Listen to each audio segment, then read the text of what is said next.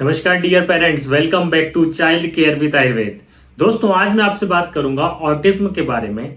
आजकल ये बीमारी बच्चों को बहुत तेजी से बढ़ने लगी है और कई पेरेंट्स अपने बच्चे की इस बीमारी से परेशान हैं और परेशान होते रहते हैं, ढूंढते रहते हैं कि आखिर इसका इलाज क्या है, कहाँ पर इसका इलाज कराया जाए, कैसे हम अपने बच्चों को ठीक कर सके। पेरेंट्स मानसिक रूप से परेशान हो जाते हैं और बहुत ज्यादा टेंशन लेते हैं कि आखिर हमारे बच्चों को ये क्या शिकायत है, क्या कुछ समझ नहीं आ रहा है और कैसे इसका इलाज करवाया जाए, कहाँ इलाज करवाया जाए। तो दोस्तों, यह जो ऑटिज्म नाम की बीमारी है, ये लगभग 2.5 साल के बाद जो है पेरेंट्स इस चीज को समझ पाते हैं। 3 से 4 साल की एज ग्रुप में जब पेरेंट्स देखते हैं अपने बच्चों को कि बच्चा अजीब सी हरकतें कर रहा है, कुछ समझ नहीं आ रहा, अचानक से मुस्कुराने लगता है, अचानक से हंसने लगता है, बैठा बैठा बेवजह कुछ ना कुछ ऐसे बक करता रहता है, कुछ ना कुछ बोलता रहता है, कुछ समझ नहीं आ रहा है, अपनी दुनिया में खोया रहता है। आप उससे कुछ प्रश्न कर रहे हैं, हम उससे कुछ प्रश्न कर रहे हैं तो कुछ समझ नहीं पा रहा है, कोई आंसर नहीं करता। आप उससे कुछ पूछते हैं तो कुछ बोलता नहीं है, और जब उसको बोलना होता है तभी बोलता है। यदि उसका मन है तो वो जरूर बोलेगा और उसका मन नहीं है तो बिल्कुल नहीं बोलता। पेरेंट्स परेशान हो जाते हैं कि आखिर ये क्या है और ये क्यों हो रहा है मेरे बच्चे को। तो दोस्तों, यह जो बीमारी है इसको हम ऑटिज्म नाम की बीमारी कहते हैं। और यदि इसके साथ साथ बच्चे में हाइपर एक्टिविटी है, बच्चा दूसरे बच्चों को मार रहा है, उसको बच्चा एक जगह बैठता नहीं है, घर में इधर से उधर घूमता रहता है, एक जगह उसकी स्टेबिलिटी नहीं है, तो इसको साथ में अगर ये लक्षण है तो उसको हम एडीएचडी कहते हैं, जिसमें एसोसिएटेड हाइपर एक्टिविटी होती है और बच्चे को अटेंशन की कमी होती है। आप उससे कुछ पूछते हैं तो जवाब नहीं देता, कुछ चीज को समझता नहीं है, अपनी दुनिया में खोया हुआ रहता है। दोस्तों, इसके अलावा ऑटिज्म के और क्या लक्षण है जिससे कि आप उस चीज को आसानी से समझ सकें और आपको वो चीज पकड़ में आए कि हाँ, ये डेफिनेटली ये ऑटिज्म नाम की ही बीमारी है। तो दोस्तों, इस बीमारी में और क्या होता है कि जो बच्चा होता है, उस बच्चे को कुछ ऐसी एक एक्टिविटी ऐसी होती है जो उसको बहुत पसंद आती है और वो बार बार करता है। जैसे कुछ बच्चे होते हैं जिनको हैंड फ्लैपिंग काफी पसंद होता है, वो बार बार ऐसे हाथों को हिलाते रहते हैं। कुछ बच्चे जो होते हैं उनको टो वॉकिंग पसंद होता है, वो टो पे वॉक करके चलते रहते हैं। कुछ बच्चों को गोल गोल घुमाना पसंद होता है। मान लीजिए कोई चीज स्टूल रखा हुआ है तो स्टूल को गोल गोल घुमाएंगे, किसी भी चीज को गोल गोल घुमाएंगे। ऐसे कुछ ना कुछ ऐसी एक्टिविटी होती है जो वो बच्चे बार बार करते हैं और उनको बहुत पसंद होता है। इसी तरह से यदि वो बच्चा मोबाइल देखता है तो आप नोटिस करेंगे कि मोबाइल में भी वो केवल वही चीज देखेगा जो उसको पसंद होगी। यदि आप उसको चेंज करके दे देंगे तो फिर से वही चीज लगा लेगा या रोने लगेगा। ऐसा मैंने देखा है दोस्तों, जैसे कुछ बच्चों को, ऑटिज्म के बच्चों को तारक मेहता का उल्टा चश्मा, अगर ये नाटक उनको अच्छा लग रहा है तो फिर वो यही नाटक देखते हैं, दूसरा नाटक नहीं देखते। यदि आपने चेंज कर दिया तो फिर से वो क्या करेंगे कि वो रोने लगेंगे या उसको चेंज कर लेंगे। आइए दोस्तों, अब हम चलते हैं इस बीमारी के इलाज के ऊपर। तो मैं आपसे सीधी सीधी और एक ही बात कहना चाहूंगा कि इधर उधर ना भटकते हुए आप सीधे जाएं और आयुर्वेदिक शिशु एवं बाल्य रोग विशेषज्ञ से संपर्क करें, उनको अपने बच्चे को दिखाएं। क्योंकि दोस्तों, इस बीमारी का कहीं कोई इलाज नहीं है, आप इधर उधर बिल्कुल ना भटकें। आयुर्वेद में इसका बहुत अच्छा इलाज है और काफी बच्चों को बहुत अच्छा इंप्रूवमेंट और तेजी से इंप्रूवमेंट होता है। इसलिए आप बिल्कुल इधर उधर भटके ना दोस्तों। आयुर्वेद में यथाशीघ्र जितना जल्दी हो सके आप आयुर्वेद में इसका संपर्क करें। आयुर्वेदिक शिशु एवं बाल्य रोग विशेषज्ञ को आप जरूर दिखाएं, क्योंकि दोस्तों आप जितना जल्दी दिखाएंगे उतना ज्यादा से ज्यादा और जल्दी से जल्दी इंप्रूवमेंट होगा। क्योंकि जो दिमाग का विकास होता है वो 5-6 साल तक जो होता है मैक्सिमम दिमाग का विकास हो जाता है। और इस ऑटिज्म नाम की बीमारी में क्या होता है कि जो ब्रेन की समझ है वो नहीं हो पा रही है। एक्चुअली आपका बच्चा है 4 साल का, लेकिन जो उसकी एक्टिविटी है वो 2 साल के बच्चे जैसी है, 1.5 साल के बच्चे जैसी है। मतलब उसका जो दिमाग होना चाहिए उस एज ग्रुप के हिसाब से वो भी पीछे है।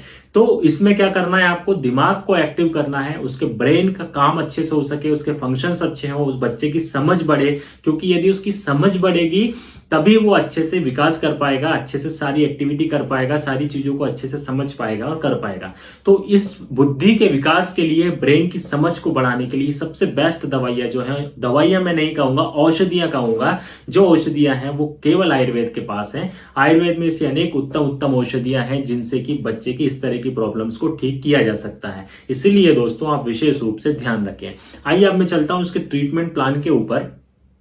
तो दोस्तों, इस बीमारी में हम कई तरह की मेद्य रसायनों का प्रयोग करते हैं। आयुर्वेद में अनेक मेद्य रसायन कहे गए हैं, आपने नाम भी सुना होगा, ब्राह्मी, शंखपुष्पी, वचा, ज्योतिषमती, तगर, ऐसी अनेक मेद्य औषधियां हैं, ब्रेन टॉनिक्स हैं, जिनको का प्रयोग इस तरह की बीमारियों में किया जाता है और बहुत ही शानदार आश्चर्यजनक परिणाम देखने को मिलते हैं। इसके अलावा दोस्तों स्वर्ण प्राशन का नाम भी आपने सुना है। स्वर्ण प्राशन भी इस बीमारी में बच्चों को दिया जाता है, लेकिन अपने मन से स्वर्ण प्राशन बच्चों को बिल्कुल ना दें, क्योंकि उस बच्चे की उम्र क्या है, उसका वेट कितना है, बच्चे की प्रकृति कैसी है, कौन सी ऋतु अभी चल रही है, उसके अनुसार बच्चे का डोज डिसाइड करके उसके हिसाब से बच्चे को स्वर्ण प्राशन दिया जाता है। और ये जो स्वर्ण प्राशन का कई बार मिसकंसेप्ट है कि आपको डेली नहीं देना है, उसको डेली देने से ही ऐसे बच्चों में प्रतिदिन जब स्वर्ण प्राशन दिया जाता है उसी से शानदार परिणाम देखने को मिलते हैं।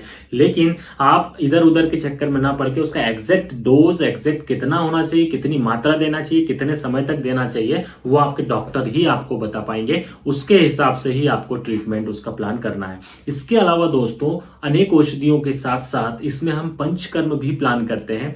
पंचकर्म में इसमें बच्चे की शिरोधारा, नश, शिरोपिचू, प्रलेप किया जाता है, अभ्यंग किया जाता है, मात्रावस्थी दी जाती है। इस तरह से अनेक जो है पंचकर्म थेरेपी के द्वारा, जिसके द्वारा कि वात का शमन किया जाता है। क्योंकि ऑटिज्म को हम जो है मानस विकार के अंतर्गत सम्मिलित करते हैं और इसमें हम कहीं ना कहीं वात का इन्वॉल्वमेंट मानते हैं। तो हम यहाँ पर वात और कफ के अनुसार बच्चों की चिकित्सा करते हैं, क्योंकि बच्चों की ऑलरेडी जो प्रकृति होती है वो कफज प्रकृति होती है और इस बीमारी में वात दोष का इन्वॉल्वमेंट होता है। तो यहाँ पर हम वात और कफ को बैलेंस करते हुए ट्रीटमेंट प्लान करते हैं। इसके साथ में हम इसमें कभी कभी तक्र धारा भी कराई जाती है मौसम के हिसाब से। तक्र धारा का भी इसमें बहुत ही शानदार रिजल्ट है ऑटिज्म के बच्चों में, जिसका प्रयोग हम लोग करते हैं। ऐसे बच्चों में जो गट होती है वो भी उसमें डिसबैलेंस होता है एक्चुअली में। तो दोस्तों आपने देखा होगा जो ऑटिज्म के बच्चे हैं, यदि आपके बच्चों को ऑटिज्म की शिकायत है तो उसमें कभी कभी कॉन्स्टिपेशन की शिकायत देखने को मिलती है और कभी कभी एकदम से लूज मोशंस हो जाते हैं। तो ऐसे चेंजेस होता रहता है, कभी एकदम दस्त लग गए पता चला और कभी लगा कि मोशन टाइट हो गया, 2-3 दिन तक मोशन आ ही नहीं रहा है। तो इसको भी ध्यान रखते हुए बच्चे की, ताकि गट के फंक्शंस अच्छे हों, फंक्शंस नॉर्मल होने लगे, उसके अकॉर्डिंग भी मेडिसिन को प्लान किया जाता है। अब दोस्तों एक इंपॉर्टेंट चीज मैं आपको बताना चाह रहा हूं, वो आप ध्यान से सुनिएगा। कई लोग बोलते हैं कि ऑटिज्म की कोई औषधि नहीं है, कोई मेडिसिन नहीं है, केवल जो है आपको ऑक्यूपेशनल थेरेपी और स्पीच थेरेपी बच्चे को करानी है। तो दोस्तों इस बात का जवाब यह है, और आप विशेष रूप से ध्यान से सुनिए, कि जब आप उसको स्पीच थेरेपी बच्चे को कराते हैं या ऑक्यूपेशनल थेरेपी कराते हैं तो उसके लिए यदि आप पहले आयुर्वेद की औषधियां उसके साथ चलाते हैं तो बच्चे को ज्यादा अच्छे रिजल्ट्स देखने को मिलेंगे। क्योंकि सीधी सी बात है कि जब बच्चे की समझ बढ़ेगी तभी तो वो स्पीच थेरेपी आपकी काम आएगी। आप स्पीच थेरेपी बच्चे को कराने के लिए लेकर जा रहे हैं, बच्चे के अंदर समझ ही नहीं है, वो वर्ड्स को बोल ही नहीं पा रहा है, वो समझ नहीं पा रहा है, तो स्पीच थेरेपी यहाँ पर ज्यादा एप्लीकेबल नहीं होगी। पहले आप ये आयुर्वेद की औषधियां दें, आयुर्वेद की मेडिसिन दें, उससे बच्चे का ब्रेन डेवलपमेंट होगा, बच्चे की समझ बढ़ेगी। उसके बाद फिर आप स्पीच थेरेपी और ऑक्यूपेशनल थेरेपी कराएंगे तो आपको और अच्छे रिजल्ट्स देखने को मिलेंगे। तो दोस्तों इसलिए लेट ना हो, क्योंकि जितना आप लेट करेंगे, जितना आपका बच्चा बड़ा होता जाएगा, इंप्रूवमेंट के चांस भी कम होंगे और समय ज्यादा लगेगा। और जितना अर्ली एज में आप बच्चे को लेके आएंगे उतना ज्यादा से ज्यादा इंप्रूवमेंट होगा, जल्दी से जल्दी इंप्रूवमेंट होगा। इसलिए आप व्यर्थ का समय बर्बाद ना करके आयुर्वेद की तरफ मूव करें और अपने बच्चे को जल्दी से जल्दी रिकवर करके नॉर्मल कंडीशन में लेकर आए। जय आयुर्वेद।